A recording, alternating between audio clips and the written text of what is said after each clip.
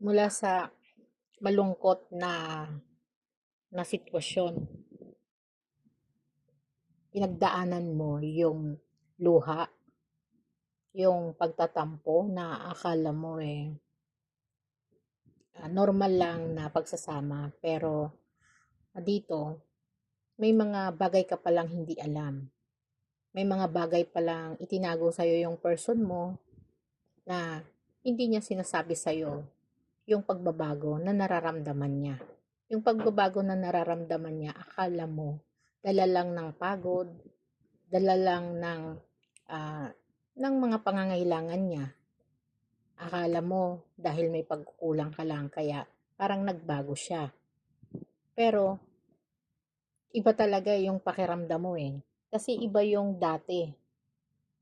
Kaya parang lumalabas tuloy, lagi kang nagtatanong, lagi kang naghahanap, lagi mong hinahanap yung dati. Lagi mong binibigyan ng pagkakataon na ipaliwanag sa'yo kung ano ang nangyayari, kung ano yung pagbabago na yun. Pero, umuulit lang, umuulit lang at bumabalik lang sa pag-aaway. Bumabalik lang sa pagtatalo. Kaya nauuwi rin itong energy na to sa mga stress na hindi mo alam kung kailan matatapos. Nasa isip mo na lang, binabalikan yung dating saya, yung dating pagmamahal na akala mo hindi matatapos, pero unti-unti nagbago ang lahat. Unti-unti tumatagal, tumatagal ng tumatagal yung energy ng pagtatampo, yung energy ng pagbabago sa connection ninyo ng person mo, na hindi mo makita yung dating saya o hindi mo maintindihan bakit nagbago. Kaya minsan iniisip mo, gusto mo na lang lumayo. Gusto mo na lang magpunta sa malayo na hindi mo pa nararating para mas makita mo kung ano ang mangyayari sa iyo sa mga lugar na hindi siya nakikita.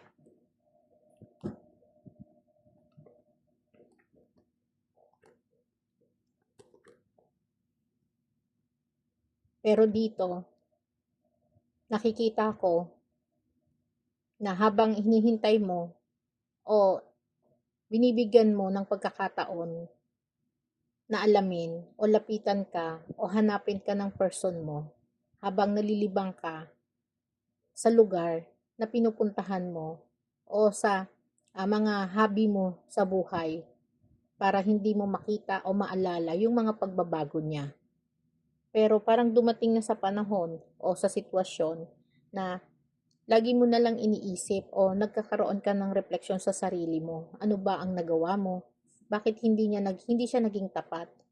Bakit hindi niya naibigay sa iyo yung mga pinangako niya sa iyo dati? Bakit kahit sa maliit man lang na katapatan na gusto mo ay maging tapat siya sa iyo? Kahit sa sarili niyang pera, inatago niya o inililihim niya sa iyo yung pinansyal na meron siya. Puro kasinungalingan na alam mo sa sarili mo, nakikita mo na hindi siya nagsasabi ng totoo sa iyo.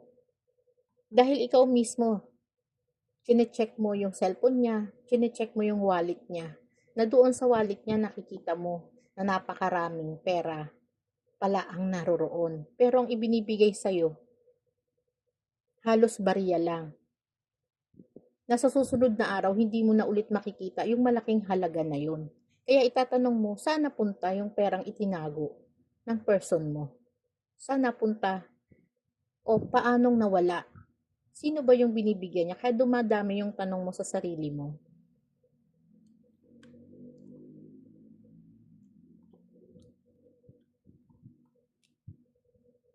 Dito, dito ka nagsimulang nasaktan. Dito ka nagsimulang nagtanong.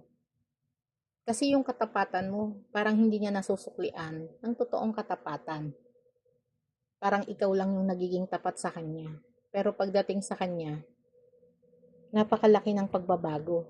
Dahil halos nasasaktan ka niya. Halos lahat ng problema, ikaw ang gumagawa ng paraan. Ikaw ang nagbibigay ng halaga para sa sarili mo. Pero yung katapatan niya, binibilang mo eh. Binibilang mo yung mga pagkakamali na ginagawa niya para sa relasyon nyo. Pero habang tumatagal, lalong lumalalim. Pero nagpapanggap siya na parang wala. Parang walang nangyayari sa likod ng lahat. Kaya dito parang feeling mo pababayaan mo na lang yung mga pagkakamali na yon at hindi mo na lang siya hahanapan para magkaroon kayo ng pagkakasundo. Pero dumating na talaga, parang lumalabis na yung mga kasinungalingan niya, lalo na sa mga bagay na hindi mo inaasahan. Dahil sabi mo nga, yung person mo tapat sa'yo pero hindi pala tapat. No, kasi sa ganong maliit na halaga o sa ganong pamamaraan, hindi mo nakita yung katotohanan sa buhay niya. Bakit bigla siyang nagbago? Yun yung tinatanong mo. Kaya tiniis mo yung panlalamig niya, yung galit niya na hindi mo alam kung saan nagmumula, kung anong mga dahilan o mga rason kung bakit siya nagagalit at bakit bigla siyang nagbago sa'yo.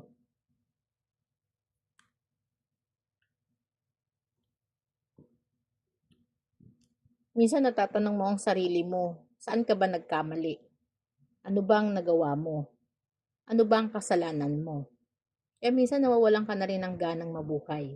Parang lahat ng paghihirap mo, yung person mo, hindi nakikita yon. Habang nagpapakapuyat ka, habang sinusubsob mo yung sarili mo sa lahat ng stress sa trabaho mo, yung person mo naman, nagpapangka pa rin, walang alam.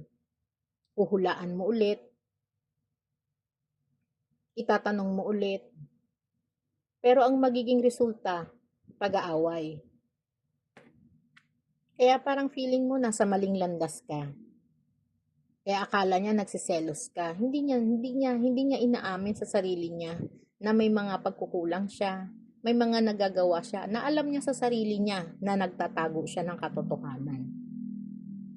Kaya iisipin mo meron siyang third party. Kasi yung nakikita mo na yun, hindi biro eh. Malaki. Pero biglang nawawala. Bibilangin niya, pero kulang. Pero hindi mo sasabihin. Mananahimik ka, pero aasa ka.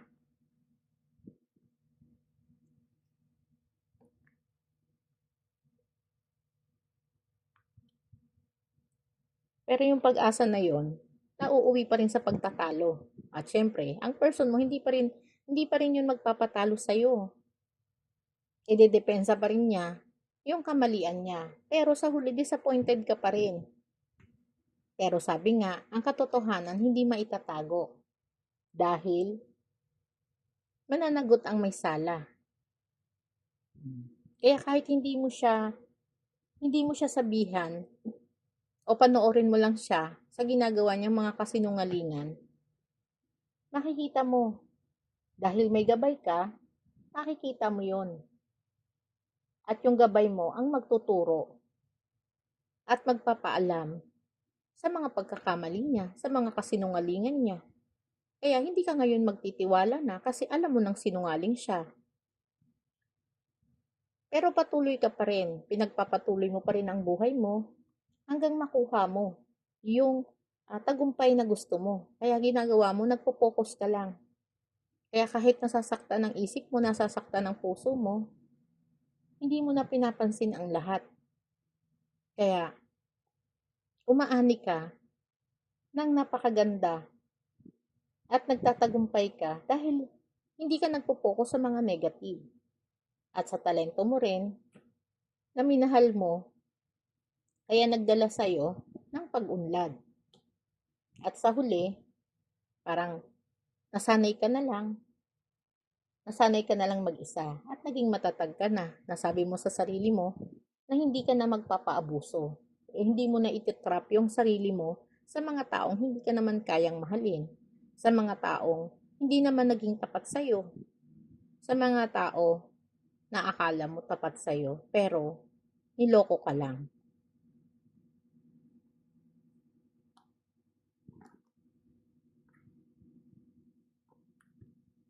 Pero minsan, bumabalik pa rin sa isip mo yon at nauuwi pa rin yung mga lihim na yon, pilit mo pa rin sinasagot.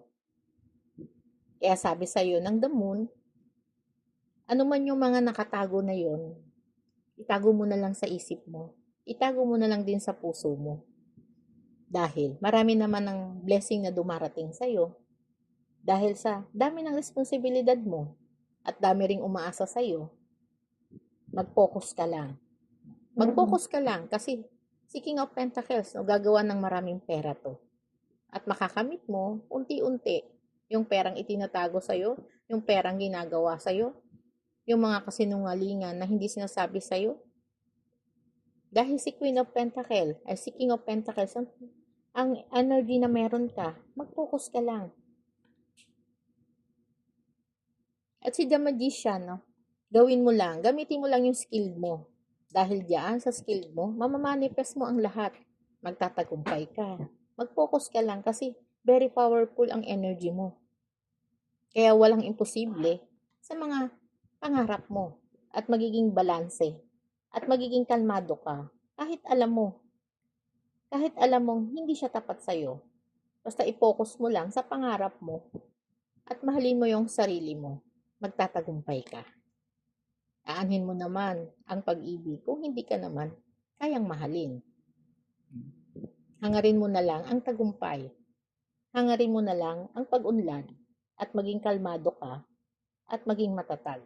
Doon makukuha mo yung tagumpay mo at magiging masaya ka.